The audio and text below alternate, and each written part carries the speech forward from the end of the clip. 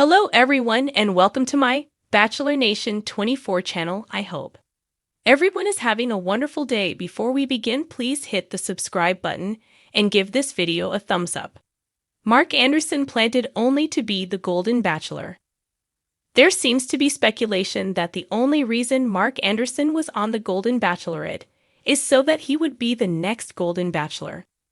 Fans did not really understand why he was kept on the show so long. However, he did get eliminated for the lack of connection. Keep reading to find out more. Fans fall in love with Mark Anderson. Fans immediately fell in love with Mark Anderson when they saw him on Joey Grazievi's season of The Bachelor. Joey had taken Kelsey to the hometown dates. This is when fans met Mark. He is Kelsey's father. Viewers loved him after he shared the story of his late wife. They were together for 18 years before she passed. She was diagnosed with cancer. Kelsey revealed that she died only 2 months after being diagnosed. Mark then decided it was time for him to move on. So did the rest of his family. Kelsey has been supportive of the entire journey. Was he planted to be the next Golden Bachelor?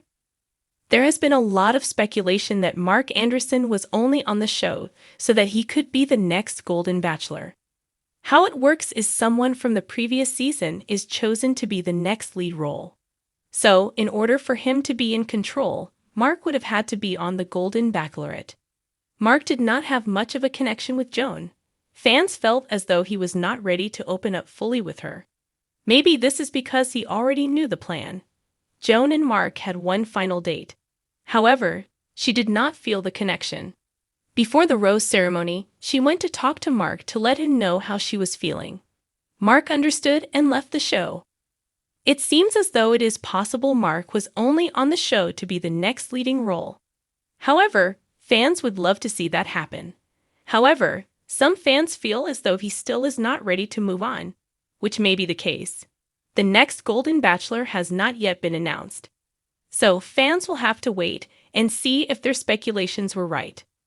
Mark Anderson, a seasoned gentleman with a silver sheen to his hair and a posture that carried the wisdom of his years, had always been known as a man of intention. From his neatly pruned rose bushes to the impeccably straight lines of his career path, Mark's life seemed a masterclass in discipline and foresight. But as the camera zoomed in on his thoughtful expression during the latest episode of The Golden Bachelor, an unsettling question bubbled beneath the surface of his calm exterior. Had Mark Anderson come here for love, or was he just another master gardener planting himself in the perfect spot for the spotlight? As the season progressed, viewers began to notice something peculiar about Mark. He was charming, certainly.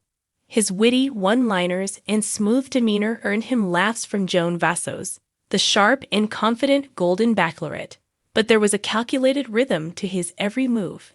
He always seemed to know the right thing to say, but too often, it felt like he was quoting a script he'd memorized, rather than speaking from the heart. From passion to perfection, Mark wasn't just smooth-talking Joan. He was perfecting an art he cultivated for years, the art of control.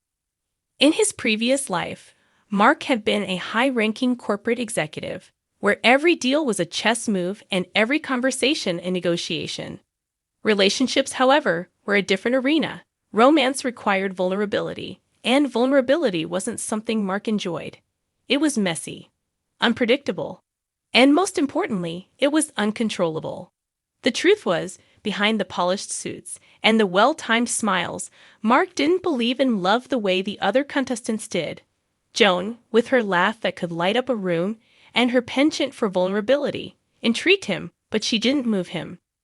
Not in the way the other men seemed to be affected, teetering between nerves and excitement. For Mark, it wasn't about winning Joan's heart. It was about winning it all.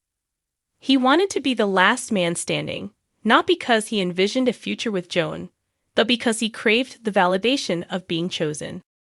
For Mark, the Golden Bachelor was a new kind of arena. The stakes were different, but the game was familiar, and Mark had always been excellent at games. Behind-the-scenes suspicions. Backstage, whispers among the production crews started to circulate. Mark's behavior was just too precise, too controlled. He knew how to position himself in front of the cameras at the perfect angles, how to offer just enough of his backstory to seem relatable but never too much to risk emotional exposure. He never let his guard down, not even during the more candid moments when the other men would speak of their past heartaches or express genuine fear of getting hurt again. Rumors surfaced that Mark had been handpicked by producers not just for his looks and charisma, but because they suspected he could stir drama without even trying. He had a way of making the other men feel uneasy, as if they were just pieces on a board he was strategizing his way through. Some suspected that Mark had been playing the long game for years, positioning himself as a contestant on the Golden Bachelor not to find love, but to use it as a stepping stone for something bigger, perhaps a career in television or a lucrative book deal about his journey as the ultimate bachelor. His fellow contestants began to catch on. Dale, a retired firefighter with a heart of gold, had initially bonded with Mark over their shared love for vintage cars. But as the weeks went by, Dale noticed that every interaction with Mark felt rehearsed, almost like a politician shaking hands at a rally. "There's something off about him," Dale confided to one of the producers during a private interview. "I don't think he's here for the same reasons the rest of us are. He's not looking for love. He's looking for something else." Joan's growing doubts. Joan, ever the sharp-witted woman she was, began to have her own reservations about Mark. At first, she was drawn to his poise and confidence, qualities that any woman in her position would find attractive. He seemed like the steady ship in a sea of emotional turbulence. But as their one-on-one dates continued, she found herself searching for the real Mark behind the charm. Every time she thought she glimpsed a flicker of vulnerability, it would vanish as quickly as it appeared, replaced by another perfectly crafted compliment or anecdote. One evening, during a candlelit dinner on the patio of a lavish villa, Joan decided to confront Mark about her concerns. "I've been wondering," she began, her eyes locking onto his with a blend of curiosity and suspicion. "What is it that you're really looking for here? Because sometimes I get the sense that you're more interested in the game than in me." For the first time all season, Mark hesitated. It was subtle, a flicker of something unrecognizable in his eyes, but it was there. His usual quick retort didn't come.